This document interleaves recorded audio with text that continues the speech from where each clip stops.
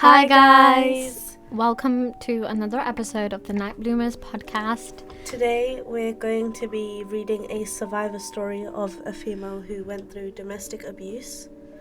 And here's a trigger warning for anyone who may be experiencing domestic or relationship abuse, or it links with you in any way. Please click away as it may be triggering for you. Alright. So the top of the article says a quote. It says, "Maybe I'll always be scared of him, but he no longer has control of me. Bit by bit, I'm feeling like me again and feel positive about the future." Another warning again. Laura talks about her experiences of verbal, physical and sexual abuse, which some readers might find upsetting or triggering. When I look back, it's easy to see that my relationship was abusive from the start and followed a textbook pattern. Initially, my ex was fun, complimentary, encouraging, understanding, all the things you would want in a partner. I told him things I wouldn't tell anyone else. I felt like he was really trustworthy and had my back. That really good phase lasted about 9 months, but I realized now that it made up fantasy and the person he presented to hook me in doesn't exist.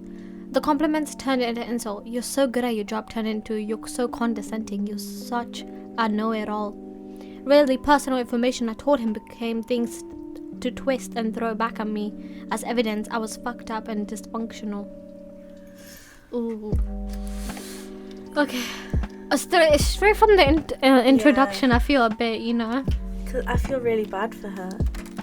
I feel like, when someone you really love and you really trust changes, sometimes you just want to keep them in your life hoping that, the person who they once were they'll always be. Yeah.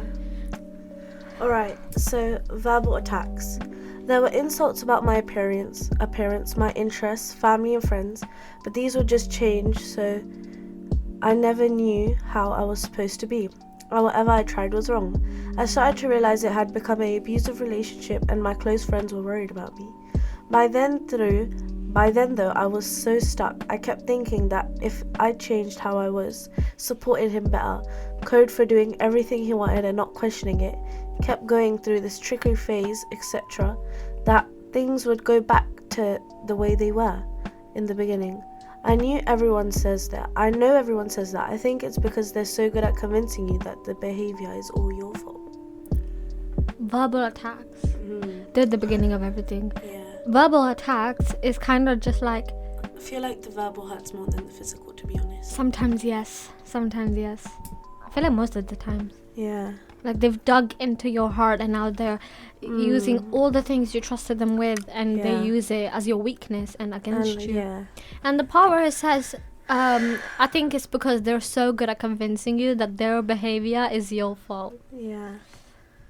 It's annoying, to be honest. Because it always makes you feel like there's always something I can do to make it better. Yeah. You don't think about the effort that the other person has to put into the relationship. And it doesn't even remain as a relationship anymore. It becomes like, oh, it's me and him, and I'm the one putting the effort. It's like a one-sided thing now. It's the same with guys as well. They can be in abusive relationships. Yeah. And sometimes. Yeah. Is the thing, what I hate a lot? Because it's very stereotypical that guys are the ones who abuse in the relationship, that when a guy is actually getting abused, nobody believes it and nobody cares about it. It's more statistical, but then it's because it's so like the majority of it is male. Because it's statistical, people just feel like this is because males are stronger, and then it brings another stereotype into gender and stuff. And it's like, oh, how you even if the person had proof that my girl's abusing me, then people would just be like, oh, you're a guy, how you letting that happen to you? Come on, man up. Come on, man up. How you letting a girl abuse you and stuff? Exactly. And then there's another section called struggling to hope, which we're now gonna read.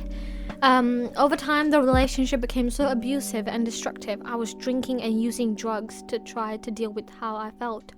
I withdrew from my friends and family, gave up my job, and was emotionally unavailable to my children as I was so preoccupied with trying to please him. I lost all the sense of myself. I felt like a shell with nothing inside, like I would be sitting on a sofa with people around me and talking, but there was nothing left of me there. Who I was didn't exist anymore. The abuse was mainly verbal and psychological, but there were peaks of physical and sexual violence that kept me in fear of him. all the time. I thought a few times that he was going to kill me. The things that upset him were never predictable, but he was obsessed about what people thought of him and would get angry if he felt I made him look stupid. In reality though, it would be ridiculous, like helping his friend look for a lost lighter for too long, a couple of minutes. And somehow this meant I had more loyalty to his friend than him, or wishing his friend a happy birthday before he had, as apparently that meant I was trying to show him up. No. Drugs, drinking. I'm so sorry. You dared to bring her into all of this. It's like, I get if you're doing it and if it's in a situation where you can't get out, but it's a place where she can leave. Yeah. If it's to the point that you're having to take like different Drugs, supplements exactly. to cope, then it's like, no. I don't blame her though. Like, I feel like love is the type. I think she was in love with him. And the thing about love, you can't. The thing about love, when you're actually deeply in love, you don't care about yourself anymore. You just want them to be happy. The thing is, love can be the best thing in the world or the worst thing. Yeah. The worst thing. It can put you in a completely different zone, change your personality and everything. Yeah. And it's just because you love one person. Just because, yeah. And it feels so bad when they don't love you back. And sometimes I sit here and think, and I'm just like, if you dealt 7 years without this person, what is it that you can't deal anymore without him, you know, or her? Yeah, I feel like I've dealt with this person for so long. Alright, living in fear. If we had a few good days, I'd be waiting for it to change as I knew it wouldn't last. The constant fear made me anxious all the time, having panic attacks and crying at everything. I was too scared to tell anyone how bad it was, so I kept keeping everything bottled up. When I was pregnant, he tried to kill me. I wanted to keep the baby, and he didn't. But this time, I wanted to stand my ground and not to do what he wanted. So I told him I wouldn't have a termination. He physically attacked me and said he was going to kill me. I looked at his face as he was strangling me, and I thought there was no way out that I would get alive. I still remember everything he said to me, that he would kill me before the police got there, that he would smash a bottle into my neck and he would cut the baby out. I remember realizing I wouldn't be able to escape as he had me trapped and was fast and much more stronger than me. I can still feel the fear, and I was thinking how I was going to be killed and someone would have to tell my children. No, living in fear. That feels so uncomfortable. I got a shiver. I literally felt a shiver. I know, right? I'm gonna kill you. And the fact that he explained it in details as well. Exactly, like, I'm gonna smash this bottle on your head. Who the fuck do you think you are? And it shows how emotional it is because she still remembers everything he said to this day. And she does. And no, here's the thing. Okay, I understand the thing about abusive relationships. They're horrible, they're shitty. But when you bring a child into this, you've ruined it all. You have no hope left. It's like I love something with me and it's being pulled at risk. Like some mothers are like, I don't care if I die. I just want my baby alive. Like if it's situations where pregnancies can get very complicated and they're like, it's the mother or the child, pick one, then the mother will always choose the child. You know the part where it says, when I was pregnant, he tried to kill me. I was like, I froze. The fact that he knew the police was going to come and he didn't even give a crap about her. And the fact that he was like, here's the thing, I understand if like a male doesn't want a baby. First of all, wear a condom. But second of all, I understand if you really, really desperately don't want... First line of defense. If you really, really don't want a baby, you sit there, have a conversation. You don't try to kill her. And I swear to God, it said in one of the places he tried to rape her. Yeah, no, I just saw that right now. Where? Look, somehow I managed to talk. So the next section's calling the police. Oh, yeah, we'll get to it. But, oh, God. Calling the police. Somehow I managed to talk to him around, telling him I would do as he asked and have termination. He stopped attacking me eventually, but then he raped me. When he fell asleep, I got out of the house and went to a friend's who said I should call the police. The police I've met through all of this were very nice, supportive, but they don't realize how hard it is when it's someone you've loved, who you have children with, is abusive. It really messes with your head, and it's not as simple as dealing with any other crime. Even after the incident, he managed to get me back in his life. Once the attention of the police went away, he was on bail. He got in touch and told me how sorry he was and how much he loved me and put huge amounts of pressure on me. Really, I think it was that he wanted me to drop the charges and make sure he didn't get convinced, and knew that he had to get me back on his side. After this, he threatened suicide every day and screamed it in my face all the time that I had betrayed him by calling the police. I felt completely trapped. He said I had to make things right as it was my fault and he was facing prison. I covered up for him in court, and in the end he was found not guilty. I thought everything would be better after that, but he didn't change. Calling the fact he's committed a criminal offence. He's abused her. He raped her. He's threatened to kill her. And her goddamn baby. Attempting of murder. You know the part where she said, here's the thing about police or any like people who are in that part of the team. I feel like some of them are so quick and be like, yeah, he did this, it's his fault. But nobody realizes how deep it goes. Yeah, and then the relationship was she mentioned children, which means they've had kids. She had children with them. Yeah, and so suddenly has a problem with it. Yeah, the thing is, I understand her. Like, it's so difficult for her. I kind of understand why she helped him out. Because he should have changed. But no mum would really want her child to be fatherless. Yeah, exactly. And here's the thing as well. You know what I was thinking?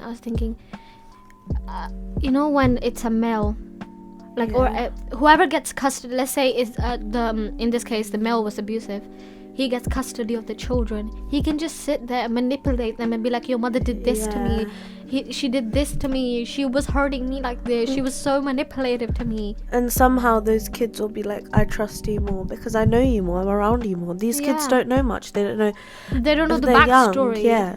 And it's like in court and stuff, it's like, let's say a 3-day trial. They put the facts in, but they don't put the emotional things that have gone through. That's the root of everything. In my opinion, like any situation is like how do you say this? Like basically, those things you find beneath the sea. What are they? It's a shell. It's a shell, but inside clams with pearls inside them. Yeah, oysters. The pearl is the emotion, and then the shell is the actual situation. And they examine this, and then they steal the pearls as well by killing the oyster and stuff. It could be a very more metaphorical thing. Yeah. And it shows how they snap secret, self-contained, and as solitary as an oyster. My favourite quote in A Christmas Carol, if you're doing GCSE, use that quote. Just shove it in there. Yeah. Off topic. But anyways, no, but I just... Here's the thing, a lawyer, I feel like you've spent 7 years in the line to get a degree. I get you want the money. Please, just at the end of the day, it's a person. But at the end of the day, even if you're a lawyer and the person that you are, unless they don't tell you can't do. Because some lawyers are like, if the person that you're working for and they admit they're guilty, you still have to defend them in court. And the thing is, if you don't defend them, then your lawyer streak's gone. Yeah, true. Nobody's gonna hire you ever. Alright. Moving on to pregnancy. Sometimes I would sit in my car crying hysterically, thinking, please someone save me. My pregnancy was horrific. I never got to feel excited or look forward to the baby. Every single day was about him. The birth was horrible as I spent all the time worrying about how he would react to the staff giving me so much attention. Things continued like this for a month, and I guess I just realized that it would never change, and even now he had a child. He still wanted everything to revolve around him. I started to plan to get away and spend less and less time with him. I was really, really frightened though. I thought constantly about what he would do to me and what he might come to and kill me. Living in constant fear. And pregnancy. Yeah. Here's the thing, the situation is so bad, and the fact that it's a real story, it hurts. It's when you have a child in it, it's a whole different story. It's completely different. Because now, as a mother, your priorities over that child.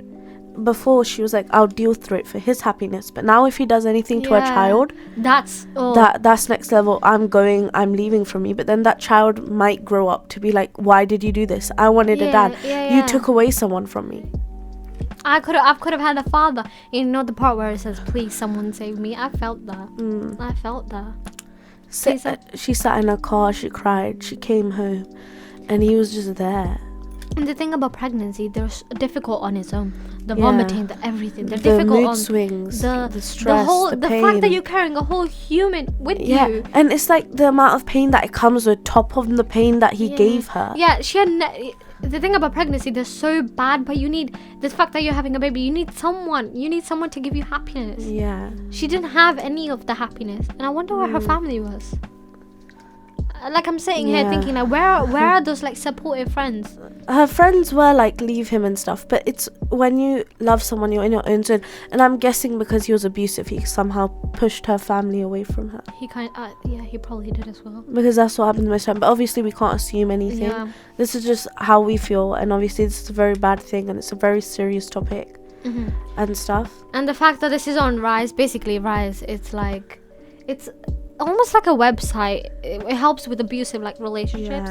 And we're getting to the part where she was contacting Rise.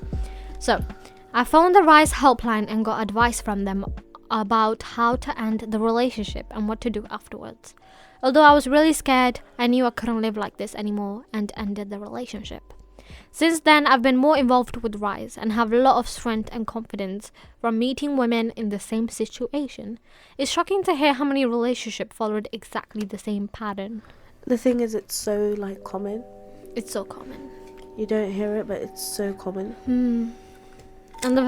And you know what? I feel like somewhere along in my bloodline, it happened to someone. And I feel like in the older times, nobody cares. You're just a daughter at the end of the day. You're like a baby machine. You just produce the baby and that's it. That's all you really matter for.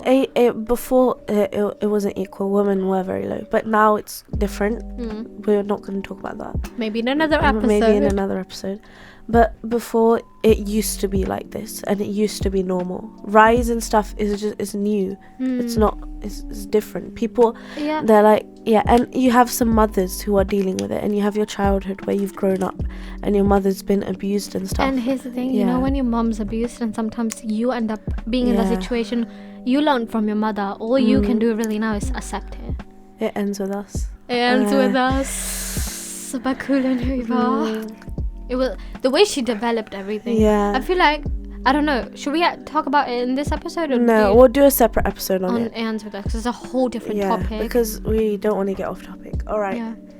But here's the thing as well. What was I gonna say about? I wonder how they dealt with it in the olden days, because you didn't have any like websites. In the olden days, I assume women just meted up and just talked about it and cried about it, but nothing else happened. Especially because before, you'd have a 14-year-old girl being married to like a 50-year-old man. And he'd be like abusive and do other stuff that we, you know. I want to sit here and understand the men's side. I want to sit here and be like, oh yeah, they used to work a lot. They had a lot of pressure on them. They had to take it on some way, but it hurts. Yeah, it's like the girl, her husband worked. She was pregnant. She already had so much pain. It's not only her baby, it's your baby as well. Exactly. And it's like, if you're gonna be negative about it, then why would you do it in the first place? Why would you perform such actions in the first place if it was gonna end in a way? In such a tragic way. Is it for your own pleasure? Exactly. I wonder what pleasure. Yeah. I feel like, oh god, either he had a crappy childhood but it doesn't give an excuse for him to. And it's some young boys who learn from their dads. Yeah, or some young girls who learn from their mums. Like, if dad can do that to mum and mum doesn't do anything, then I can do it to my wife. Alright. Oh god. Shame and self-blame. I used to feel so ashamed about being in an abusive relationship. I couldn't believe it had happened to me, and it felt so stupid. When I realise now, through working with Rise, is it that perpetrators are so skilled at breaking you down and making you think you're crazy, worthless, and that it's all your fault. I know I did nothing to deserve what he did to me, and I'm a good person. I had therapy through Rise that focused on my trauma, and it really changed my life. I would have been able to afford it privately, but the Rise sessions were subsided. I'm really grateful to everyone at Rise for their support. They've made me feel very welcome. Since being involved with Rise and Survivors Network, I feel able to be open and with people about my experiences, as I think the culture of shame and secrecy needs to stop. Rise is so vital to be able to support, advise and hold people in risk, and when they're rebuilding themselves. I've attended different events with Rise and I've met other survivors that have amazed me with their unconditional support. I'm slowly getting better, but I know it's going to take time. I have good weeks and bad weeks and suffer from severe anxiety and depression. I've lost friends and family members since all this. People who got angry at me because I couldn't not leave, not understanding what life was like for me and how it wasn't as simple as they all thought. Now I have a small circle of amazing friends who I'd be honest to about how I'm feeling. Maybe I'll be scared of him, but he no longer has control of me. Bit by bit, I'm feeling like me again and positive about the future. I'm glad. It has a warm ending, but it's like it's left a permanent scar on her. A permanent wound. I don't think much can fill it. Yeah. You know, the part that really gets me is where I've lost friends and family members since all this. People who got angry at me because I couldn't leave. I'm so sorry. You're not living through the situation. You mind your business. It's like the worst part is when you finally leave the relationship and someone's like, I told you so. Yeah, that's no. Like if I had a friend and I was in an abusive relationship and they were like, I told you so, I'd still be friends with them. Yeah. But I'd be like, that is the rudest thing you could ever say. You've personally said to me, because I had to live through that. You didn't. And I know you helped me, but it's not your situation, so don't give your opinion on it. I told you so, my ass. Like, honestly. Like, it's okay, I'm telling you about it. You can give your opinion of what you feel. Give your opinion, tell me all you want. Tell me what you think about it. But when it's the point where I have personally been hurt and I'd prefer for you not to, because obviously this person would want us to, you know, talk about it, tell their story and stuff, because they've so bravely put it up. But when it's in a place where I told you and I've cared for you and I honestly trust you as a friend, don't add unnecessary opinions to it. And you know what I think? I feel like a lot of the times when you tell someone a problem, they feel like they tell their own opinion. Sorry, I don't want your opinion. Sometimes I just want your advice. Yeah. No, opinions are so... God. Oh yeah, but basically this is the end of the articles. So we'll possibly do another one another time. But what is like the main thing that you like, you know, out of all the subheadings we've talked about, what is the one that you were like, it's probably the most? Yeah, and if you have any suggestions, just let us know. Yeah. All right. Honestly. I'll do a poll on Instagram and you can say on that. All right. Yep. Bye. Bye.